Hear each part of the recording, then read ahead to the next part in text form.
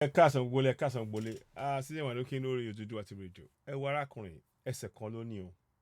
Ẹ wo bó ṣe ń fo igi kọjá pẹ̀lú ẹsẹ̀ kan.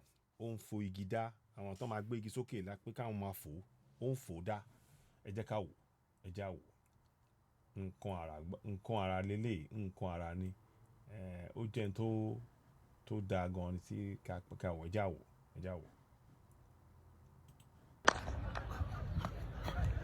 Sherry. Come on. Let's go. Sherry bẹ́ẹ̀ lẹ́ẹ̀kan sí mo fẹ́ kẹ́ rí ni o. Sherry. Pẹ̀lú ẹsẹ̀ kan fẹ́ ọ̀pẹ́ ẹsẹ̀ kan kékeré kékeré. Sherry bẹ́ẹ̀ yẹn ẹ wo bó ṣe fò dá. Ẹ wo bó ṣe fò dá mo kàn fẹ́ ká wo ni.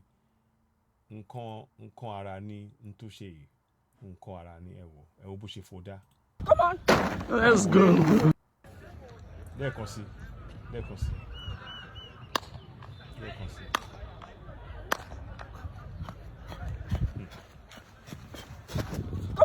Ọ̀gá ẹ wòran òun nìyẹn o. Sherry